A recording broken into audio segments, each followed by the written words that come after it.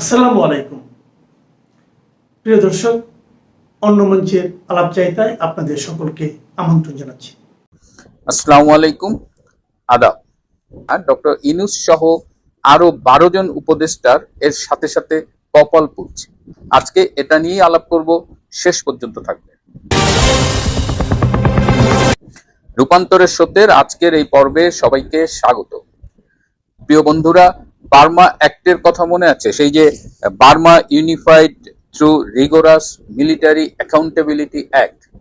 2022 সালে মার্কিন কংগ্রেসে এই অ্যাক্টটি পাশ করেছিল। একটু আপনাদের মনে করিয়ে দিই, আমি আগেও এটি নিয়ে কথা বলেছি। বার্মা অ্যাক্টটা হলো মূলত বর্তমানে মিয়ানমারের যে সামরিক জান্তা সরকার রয়েছে সেই জান্তা সরকারকে দুর্বল করে সেখানে একটি গণতান্ত্রিক সরকারকে ক্ষমতায় আনার জন্য আমেরিকার একটা প্রজেক্টে তারা সংসদে একটা অ্যাক্ট পাশ করেছিল।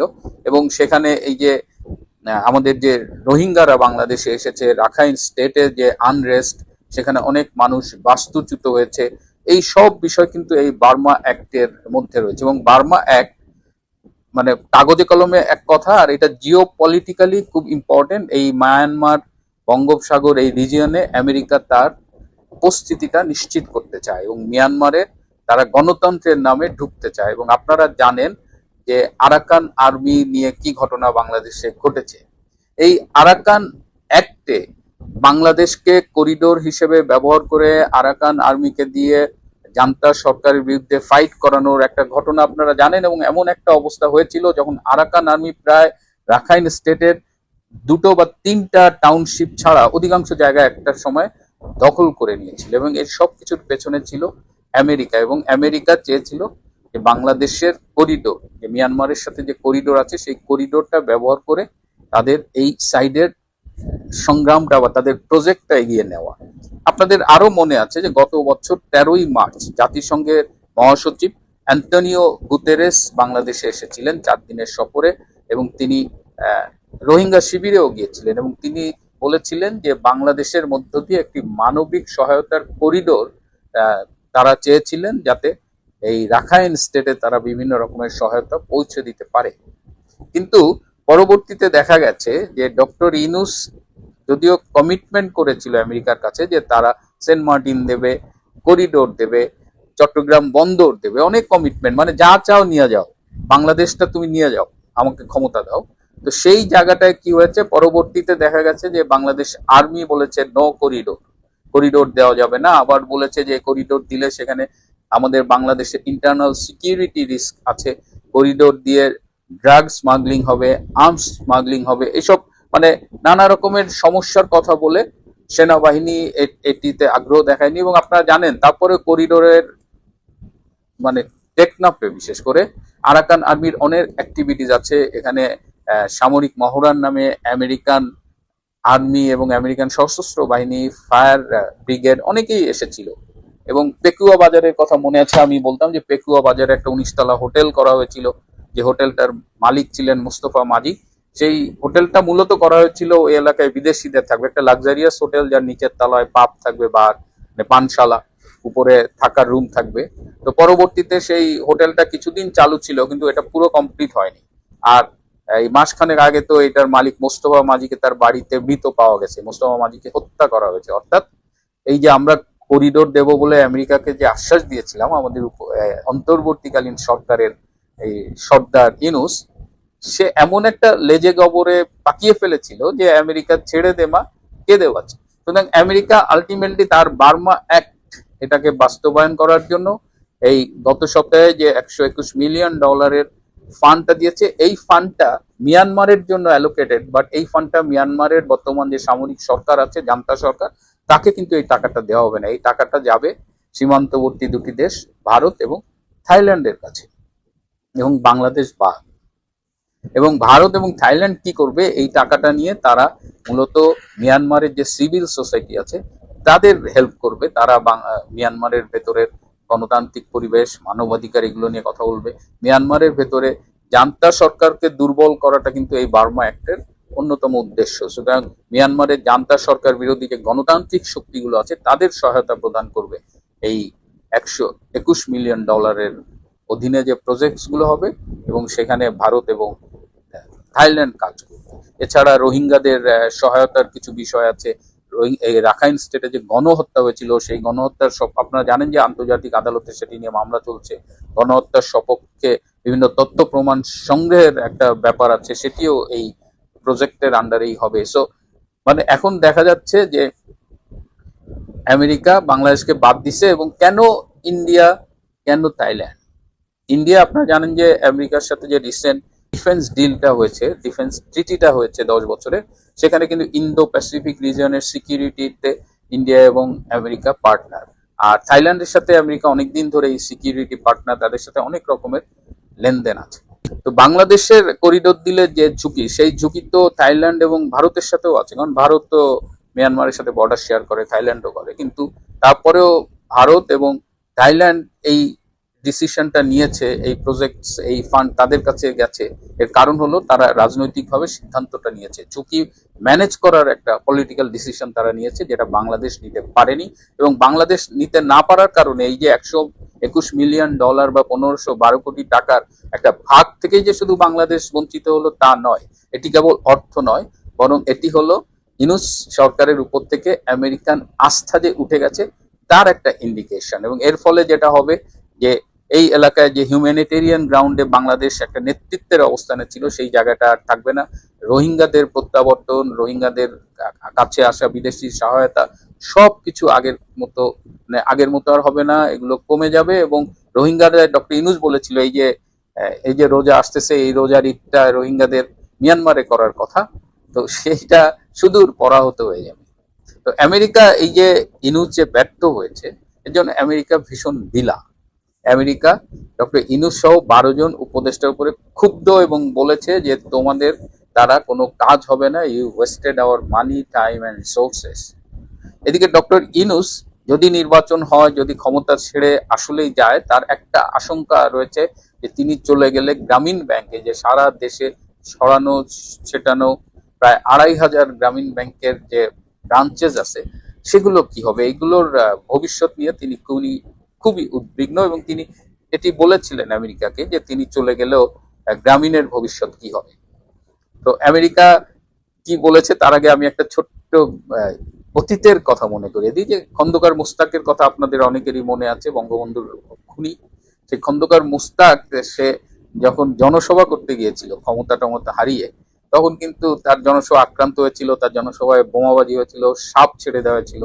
তখন সে খুব মাইন্ড করে, খুব কষ্ট দুঃখ নিয়ে আমেরিকান এম্বাসিতে গিয়ে বলেছিল যে আমি যে একটু পলিটিক্স করি, আমি তো তোমাদের জন্যই রাজনীতি করলাম, তোমরা আমার একটু সিকিউরিটিটা ইনশিওর করো। তো আমেরিকা বলেছিল যে তুমি রাজনীতি করবা, তোমার সিকিউরিটির দায়িত্ব তোমার নিজের।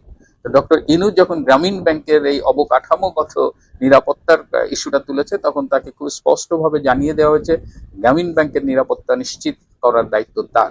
এদিকে অন্যান্য উপদেষ্টারাও কিন্তু ভীষণ স্যাড হয়ে গেছে এই ঘটনায়, বিশেষ করে ডক্টর খলিল। তিনি বলেছেন যে এই সরকারের জন্য, আমেরিকার স্বার্থ রক্ষার জন্য তিনি কি করেন। কিন্তু আজকে এমন একটা অবস্থা হচ্ছে যে ডক্টর খলিলের এই দায়িত্ব থেকে চলে যাওয়ার পরে আমেরিকায় ফিরে যাওয়াটাও অনেকখানি ঝুঁকির মধ্যে পড়ে গেছে। তো প্রিয় বন্ধুরা, এটা যে কেবল একটা $121 মিলিয়ন প্রজেক্ট তা না, এটা আবার জিও পলিটিক্যালিও খুব ইম্পর্টেন্ট একটা ইস্যু। এবং সেখানে ইন্ডিয়ার এবং থাইল্যান্ডের যে গুরুত্ব, সেই গুরুত্বের পাশাপাশি Bangladesh is now no wire. Doctor Yunus এদিকে ডিপি ওয়ার্ল্ডকে চিটাগাং পোর্ট দিবে বলেছে। চিটাং পোর্টে কিন্তু অলরেডি আনরেস্ট শুরু হয়ে গেছে এবং চিটাং পোর্টে প্রতিদিন লস হচ্ছে। সো ওই বিক্ষোভ, ওই অসন্তোষ কিভাবে নিয়ন্ত্রণ করে ডিপি ওয়ার্ল্ডকে কিভাবে এই চিটাগাং এর এনসিটি, এই নিউমারিং কন্টেইনার টার্মিনাল হ্যান্ডওভার করবে, সেটাও আমরা দেখার জন্য অপেক্ষায় রইলাম।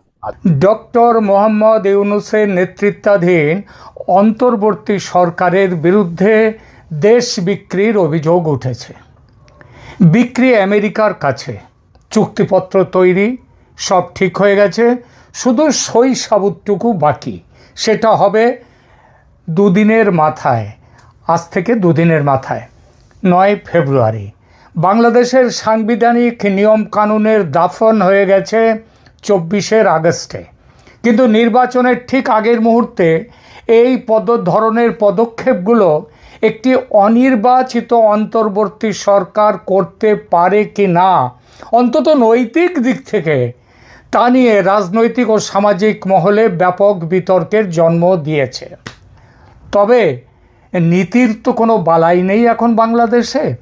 ফলে প্রশ্ন উঠেছে, দেশের গরিবই বেচে আগেরবার নোবেল পেয়েছেন ডক্টর মোহাম্মদ ইউনূস, এবার দেশ বেচে তিনি কি পাবেন সেটা পরে দেখছি।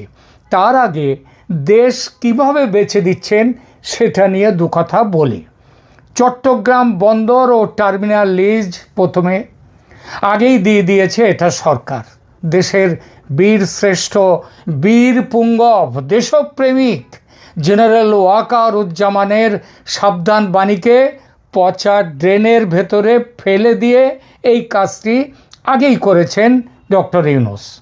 2025 সালের নভেম্বর মাসে চট্টগ্রাম বন্দরের লালদিয়া টার্মিনাল পরিচালনার জন্য ডেনমার্কের প্রতিষ্ঠান এপিএম টার্মিনালস এবং পালগাঁও নৌ টার্মিনালের জন্য সুইজারল্যান্ড ভিত্তিক মেডলক এসে তার সাথে চুক্তি করা হয়ে গেছে, কোনো ওপেন টেন্ডার বা উন্মুক্ত দরপত্র ছাড়াই। অত্যন্ত দ্রুততায় মাত্র 11-12 দিনের মধ্যে এই চুক্তিগুলো চূড়ান্ত করা হয়ে গেছে। এছাড়া নিউ মুরিং কন্টেনার টার্মিনাল, একটা দুবাই ভিত্তিক কোম্পানি ডিপি ওয়ার্ল্ড, তাকে এই গুরুত্বপূর্ণ টার্মিনালটির দায়িত্ব দেওয়ার প্রক্রিয়া চলছে। আটকে রয়েছে এই জন্যেই যে বর্তমানে এই অন্তত এই আজকেও ফেব্রুয়ারির 7 তারিখ চট্টগ্রাম বন্দরের শ্রমিকরা এই যে ডিপি ওয়ার্ল্ডকে দেওয়ার বিরুদ্ধে তীব্র আন্দোলন ও ধর্মঘট চালিয়ে যাচ্ছেন। দ্বিতীয়ত আসি মানবিক করিডরের ব্যাপারে। এই বিষয়টি নিয়ে জেনারেল জামান একা আপত্তি করলে থোড়াই কেয়ার করতেন ইউনূস, কিন্তু উদ্বেগ প্রকাশ করেছে রাজনৈতিক দলগুলো। ভোটের আগে ইস্যু করে ফেলেছে এই বিষয়টি নিয়ে। আর সেই সঙ্গে চীনও চাপ দিচ্ছে। কারণ ত্রাণ পাঠাবার নামে যে হিউম্যান করিডর করার কথা হচ্ছে, এটা চীনের ওপর গোয়েন্দা নজরদারির উদ্দেশ্যে। শুধু হাতে নজরদারি হয় না, তাই আমেরিকার প্ল্যান হলো মধ্যপ্রাচ্য সহ পৃথিবীর নানান দেশে যেমন আমেরিকার সামরিক ঘাঁটি আছে, এখানেও বাংলাদেশেও তেমন একটি ঘাঁটি তৈরি করা। এই ঘাঁটি তৈরিতে এসছে সেন্ট মার্টিন দ্বীপের নামও। যদিও ইউনূস সরকার এবং যুক্তরাষ্ট্র বারবার এটা অস্বীকার করেছে, তবু রাজনৈতিক অঙ্গনে অভিযোগ যে ক্ষমতায় থাকার বিনিময়ে সেন্ট মার্টিন দ্বীপ বা বাংলাদেশের মাটিতে মার্কিন সামরিক ঘাঁটি তৈরির ব্যবস্থা পাকা হয়ে গেছে। অন্তত যেভাবে মার্কিন সেনারা এসে বাংলাদেশে ঠাঁই নিচ্ছে একের পর এক, তাতে এই সন্দেহ আর শুধু সন্দেহ নয়, এটা প্রশ্নবিদ্ধ হয়ে উঠেছে বাস্তবে। এরই মধ্যে এসেছে গোপন বাণিজ্য ও শুল্ক চুক্তি।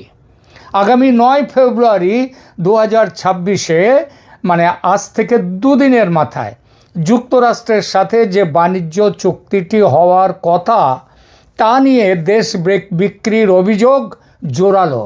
12 ফেব্রুয়ারি নির্বাচনের মাত্র 3 দিন আগে এই চুক্তি করার সিদ্ধান্তকে রাজনৈতিক মহল স্বাভাবিকভাবেই সন্দেহের চোখে দেখছে। তবে বাংলাদেশে কেউ সে কথা মুখ ফুটে বলছে না, কোনো রাজনৈতিক দলই, কারণ তাদের ভয় আমেরিকা রেগে গেলে যদি ক্ষমতায় বসতে অসুবিধা হয়, তাই চুপ হয়ে রয়েছে তারা। একটু মাঝখানে একটুখানি ভোটের জন্যই হোক আর যে কোনো কারণে হোক একটুখানি ফুটফুট করে উঠছে। চুক্তির শর্ত হিসেবে প্রায় 37,000 কোটি টাকার 14টা বোয়িং বিমান কিনবে বাংলাদেশ যুক্তরাষ্ট্র থেকে, এবং যুক্তরাষ্ট্র থেকে বাধ্যতামূলকভাবে প্রয়োজন না হলেও কৃষি পণ্য কিনবে, গম, তুলা, সয়াবিন, এগুলো আমদানি করবে। এর বিনিময়ে কি লাভ বাংলাদেশের? বিশাল লাভ নাকি বাংলাদেশের। তাদের যে শুল্ক, যেটা আমেরিকায় যে রপ্তানি যায়, সেই রপ্তানির শুল্ক 20 থেকে নেমে 15 আসবে, মানে 5% শুল্ক ছাড় পাবে। লাভের অঙ্ক নিয়ে একটু হিসেব নিকেশ যদি করেন তাহলে দেখতে পাবেন ওই 5% শুল্ক নেওয়ার জন্যে, সুবিধা নেওয়ার জন্যে 37,000 কোটি টাকার 14টা বোয়িং বিমান কেনাটা, এটা হলো সেই ঢাকের দায়ে মনসা বিক্রির গল্প। বাংলাদেশ বিমান মোট 14টা উড়োজাহাজ কেনার প্রাথমিক সিদ্ধান্ত নিয়েছে। এর মধ্যে রয়েছে 8টি বোয়িং বিমান, 787-10 ড্রিম লাইনার, 2টো বোয়িং 787-9 এবং 4টি বোয়িং 737-8। এই মানে 8, 9, 10 এই এখানে 14টা বিমান। এই বিমানগুলো কিনতে আগেই বলেছি প্রায় 37,000 কোটি টাকা, মানে $3.7 বিলিয়ন ব্যয় হবে, এবং সেটা বাংলাদেশের যে ফরেন রিজার্ভ থেকে এই টাকাটা আমেরিকাকে দিয়ে দিতে হবে। বিমান কেনার যে খুব একটা দরকার আছে বাংলাদেশের তা আদৌ নয়, দরকারটা আসলে যুক্তরাষ্ট্রের। কেন দরকার? কারণ বাংলাদেশের সঙ্গে তাদের বিশাল বাণিজ্য ঘাটতি আছে। যত টাকার প্রায় 39-40 বিলিয়ন ডলারের মতো রেডিমেড পোশাক যায় বাংলাদেশে, সেইটা বাঁচাবার জন্যে এইটা তার ফলে আর বাংলাদেশে আমেরিকা থেকে মালপত্র এত আসে না, কারণ অস্ত্রশস্ত্র বাংলাদেশ কেনে বেশিরভাগ চীন থেকে। সুতরাং চীন থেকে ভবিষ্যতে যেমন অস্ত্র কিনতে পারবে না, তেমনি বিমানটা পুরনো যত এই যে ঘাটতি আছে, বাণিজ্য ঘাটতি, এটাকে বলে ট্রেড ডেফিসিট, সেইটা মিটিয়ে নেওয়ার জন্যে, পূরণ করে নেওয়ার জন্যে এই বিমানগুলো কিনতে হবে। এই জন্যে বিমানের সঙ্গে কৃষিপণ্যও কিনতে বাধ্য বাংলাদেশে। বাংলাদেশের এত বোয়িং বিমান দরকার, সেটা কিন্তু বাংলাদেশ এয়ারলাইন্সের এমডি কাম সিইও শফিকুর রহমানও জানতেন না। তিনি আপত্তি তোলেন যে বাংলাদেশ আমাদের এটা কি দরকার। বাংলাদেশ দেখুন, বাংলাদেশ বিমান বর্তমানে 19টা উড়োজাহাজ চালায়। এই এত বছর ধরে বাংলাদেশ বিমান আছে, তার মোট প্লেনের সংখ্যা, উড়োজাহাজের সংখ্যা 19টা। হঠাৎ করে 14টা নতুন বিমান যদি কেনা হয় এবং সেটা এর সাথে যুক্ত হলে সেগুলো রক্ষণাবেক্ষণ, অতিরিক্ত পাইলট, ক্রু, এবং এই বিমানগুলো লাগবে কোথায়? গন্তব্য বৃদ্ধির যে প্রয়োজন হবে তার সক্ষমতা বিমানের আছে কি না, দরকার কি না আদৌ, এইটা নিয়ে বিশেষজ্ঞরা সন্দেহান। এই যে বলে না অনেকে, সেই ঘোড়ার আগে চাবুক কেনা, তো এটাও হয়ে গেছে ঠিক। আমার দরকার নেই, কোথায় চালাবো বিমান তারও ঠিক নেই, বিমান কেনা হচ্ছে।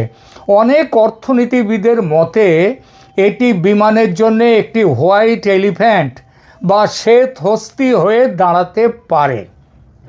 এমডি শফিকুর রহমান, ওই যে বিমানের, বাংলাদেশ বিমানের এমডি, তিনি এর বিরোধিতা করেন। তার ফলে তাকে তো চাকরি খোয়াতেই হলো, সঙ্গে উপরি হিসাবে জেলে যেতে হয়েছে স্ত্রীকে নিয়ে। গত 2রা ফেব্রুয়ারি 2026 এই কয়েকদিন আগে তাকে এবং তার স্ত্রীকে ঢাকার উত্তরা থেকে গ্রেপ্তার করা হয়।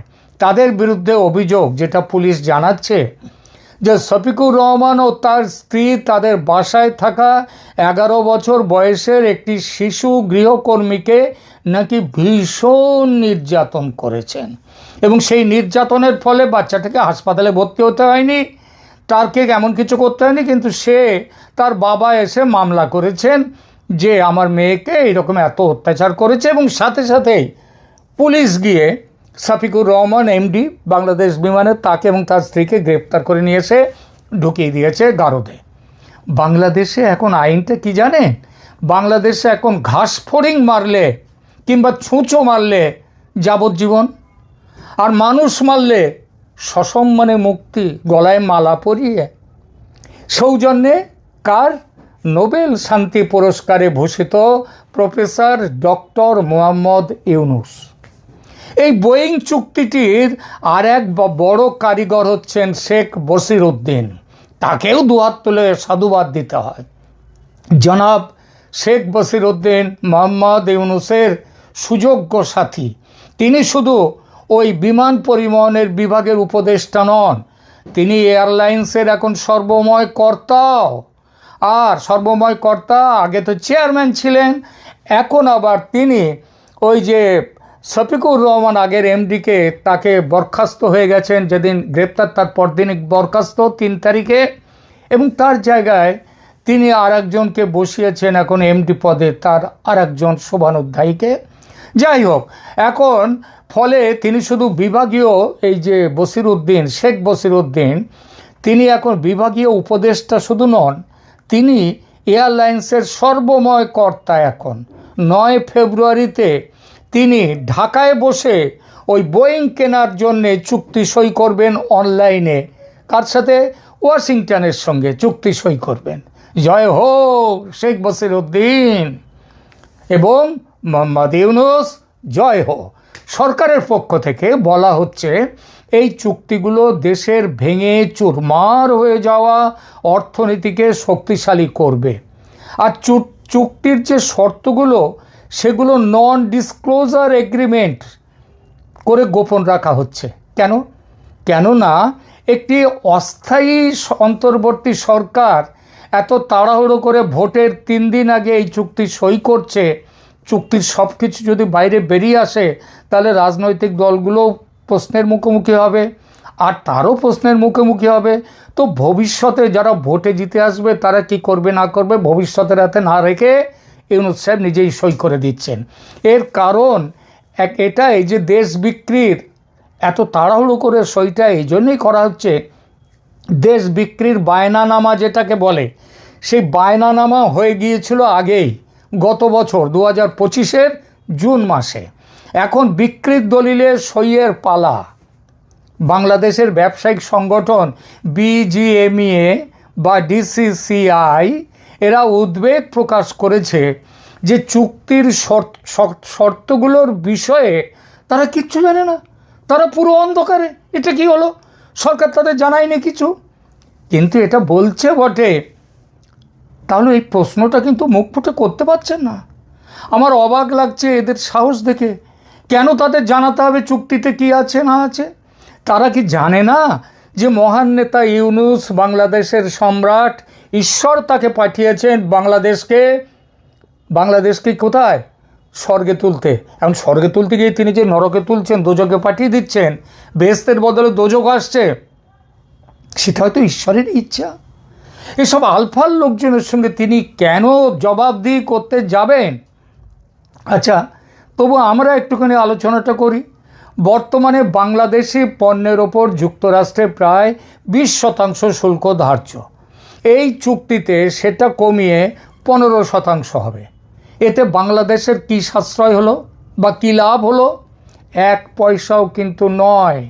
কারণ এই 5% সাশ্রয়ে, যেটা সাশ্রয় হচ্ছে, সেটা লাভ হবে যুক্তরাষ্ট্রের ক্রেতাদের। বাংলাদেশ মনে করুন 100 টাকার একটা জিনিস পাঠালো, $100, সেইটা এতকাল সেখানে আমেরিকায় সেটা ওখানে গিয়ে পৌঁছলো, তার দাম হতো 120 টাকা। এবার 120 টাকাটা এখন কমে গিয়ে হলো 115 টাকা। তার মানে 5 টাকা কম হলো। এই 5 টাকা কি বাংলাদেশের লাভ? না না, একদমই নয়। এই যে সাশ্রয় হবে 5 টাকা, সেটা তো লাভটা হলো যুক্তরাষ্ট্রের ক্রেতাদের। তারা কম দামে বাংলাদেশের পোশাক কিনতে পারবে। তাহলে বাংলাদেশের কী লাভ, যে লাভ নিয়ে এত হইচই করছে? তারা অন্য দেশের সঙ্গে প্রতিযোগিতায় কিছুটা সুবিধা পাবে। মানে ভারতের মালটা ওখানে গিয়ে পৌঁছবে 118 টাকায়, বাংলাদেশের সেটা গিয়ে পড়বে 115 টাকায়। কিন্তু বাংলাদেশের 115 টাকায় যেটা পড়বে, সেটা তো বাংলাদেশের তৈরির খরচ অনেক বেশি, তৈরির খরচ, পাঠাবার খরচ সব বেশি। ভারতের তো সেটা নয়। সুতরাং এইবার তাহলে আপনারা হিসাব করুন যে বাংলাদেশের কী লাভ। ওই যে একটু শুধুমাত্র লাভ হচ্ছে অন্য দেশের সঙ্গে প্রতিযোগিতায় একটু সুবিধা পাবে, এই যা। কিন্তু বিনিময়ে কি দিতে হবে বাংলাদেশকে? যুক্তরাষ্ট্র থেকে গম, সয়াবিন তেল, ভুট্টা, তুলো এগুলো বাধ্যতামূলকভাবে কিনতে হবে। অন্য দেশ কম দামে এই সব জিনিস দিতে চাইলেও, এমনকি বাড়ির পাশের ভারতও যদি এই সব জিনিসগুলো কম দামে দিতে চায়, বাংলাদেশ কিনতে পারবে না। তাকে বাধ্যতামূলকভাবে আমেরিকার থেকে এই জিনিসগুলো কিনতে হবে এবং বেশি টাকা খরচ করে তাদেরকে নিয়ে আসার খরচটাও তাদের পড়বে। বাংলাদেশের এরপরে আসুন সামরিক সরঞ্জাম কেনার ব্যাপারে। বাংলাদেশ সামরিক সরঞ্জাম এতকাল ধরে মূলত কিনে এসেছে চীন থেকে। এখন যুক্তরাষ্ট্র বলে দিয়েছে চীন থেকে সামরিক সরঞ্জাম কেনা চলবে না, যা কিনবে আমাদের কাছ থেকে। ভয়ঙ্কর কথাটা কি জানেন? মার্কিন পণ্য যে বাংলাদেশে আসবার পর বাংলাদেশ যেগুলো আমদানি করবে, সেখানে সেই জিনিসগুলোকে অতিরিক্ত পরিদর্শন ছাড়াই, চেকিং ছাড়াই সরাসরি প্রবেশের সুযোগ দিতে হবে বাংলাদেশে। মাল খারাপ বলে ফেরত পাঠাতে পারবো না, কোনো কোয়ালিটি চেকিং চলবে না। অনেক লম্বা হয়ে যাচ্ছে এপিসোড, এবার ব্রেক টানি, নইলে অনেকেই হয়তো ছেড়ে চলে যাবেন। আমি সময় নেব না, তাড়াতাড়ি শেষ করে দিচ্ছি। শেষ কথাটি বলার জন্যে ব্রেক টানলাম। এত খেটে খুঁটে গোপন চুক্তি করে দেশ বিক্রির পাকা ব্যবস্থা করেছেন ডক্টর মোহাম্মদ ইউনূস, নোবেল জয়ী। বিনিময়ে তিনি কি পেয়েছেন? এর আগে গরিবি বেচে নোবেল পেয়েছেন, এবার দেশ বেচে পাবেন কি পাবেন? ক্ষমতায় আঁকড়ে থাকার, ক্ষমতায় থাকার লাইসেন্স। এখন আছেন অন্তর্বর্তী সরকারের প্রধান উপদেষ্টা হয়ে। ভোটের পর জামাত জিতলে, আর জামাতের জন্যই তো আমেরিকা খেলাধুলো করছে অনেক, তো জামাত জিতলে ভোটের পর ইউনূস হবেন দেশের রাষ্ট্রপতি। শুনতে পাচ্ছি বিএনপিও নাকি ভেতরে ভেতরে আমেরিকাকে বলেছে আমরাও সব মেনে চলবো আপনাদের কথা, আমাদের তারেক রহমান সাহেবকে ক্ষমতায় আসতে দিন, আমরা ইউনূসকেও রাষ্ট্রপতি তারা করে দিতে পারে বিএনপি, এমন কথাও নাকি বাজারে ভাসছে। আমেরিকা বলেছে ঠিক আছে দেখি। এ সবগুলোই হচ্ছে আমেরিকা তাদেরকে যদি রেগে না যায়, রেগে গেলে আমেরিকা তাহলে বিরুদ্ধে চলে যাবে, তা যাতে না হয় তার জন্য এটা। তাহলে যেটাই হোক না কেন, যারাই আসুক না, প্রধান উপদেষ্টা হয়ে যিনি আছেন ডক্টর মোহাম্মদ ইউনূস, ভোটের পরে হবেন দেশের রাষ্ট্রপতি। তার জন্যে দেশ বিক্রির ব্যবস্থা পাকা করে দিচ্ছেন। আপাতত এখানেই থামছি। ধন্যবাদ।